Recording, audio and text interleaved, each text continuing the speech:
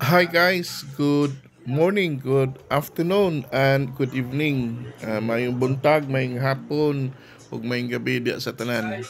Sorry na tagalan tayo sa pag-upload natin sa ating update sa farmhouse sa Sis Noah, the Hagfather channel or farm because na-busy tayo sa ating work.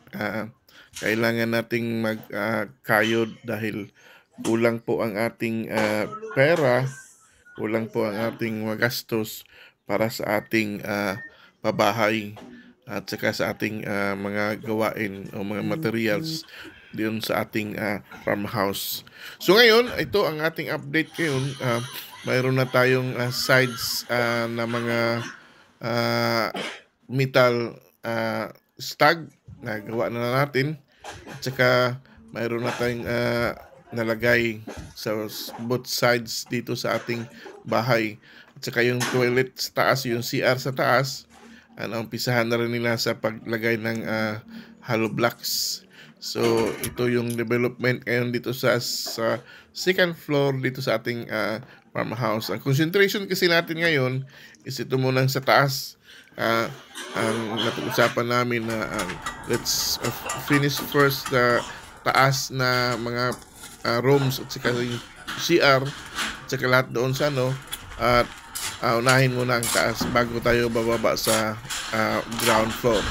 So ngayon, andito yung anim natin, yung mga workers, shout out natin itong ating mga banggiitan na mga trabahante, lalong-lalo na si Michael, si Lori June, si Dodong, si Enting, si Malo, si Arnold, si Maxi, at of course ang ating foreman na si Lando, at saka ang ating farm manager, supervisor, si Uncle Joe.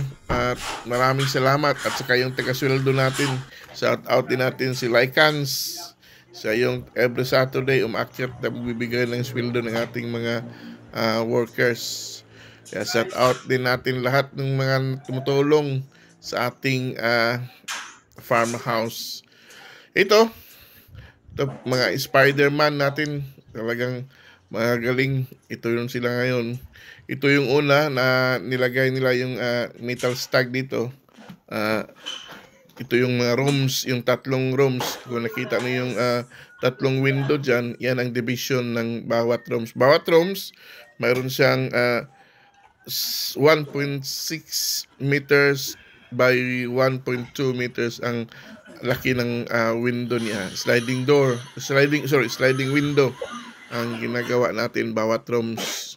Tsaka yung sa amin sa parents room is 170 meters by 120 meters. Both sides left, yung sa facing to the mountain, and then yung isang window is facing to the church, yung sa katabi namin. So ito po yung natin, nakita natin to, yung mga rooms, yung may mga windows. So ito pa lang ang nauna dahil ito po ay part 1 sa ating pinakita na update natin sa ating farmhouse. Sorry po na concentrate muna tayo sa farmhouse ngayon, hindi muna tayo sa ating babuyan dahil mayroon din kaming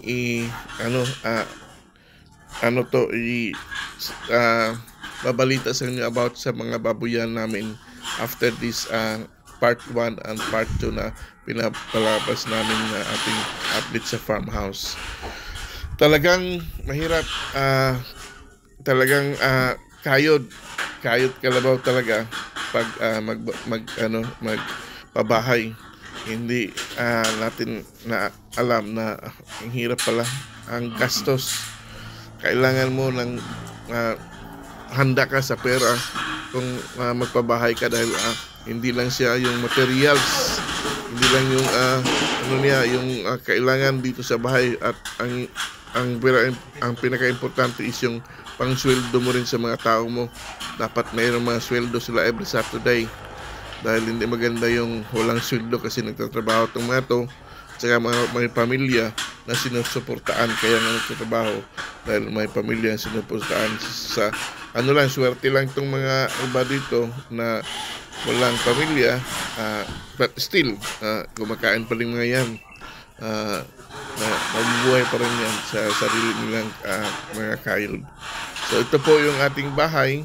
Ito, tumaas na yung toilet at yung CR natin.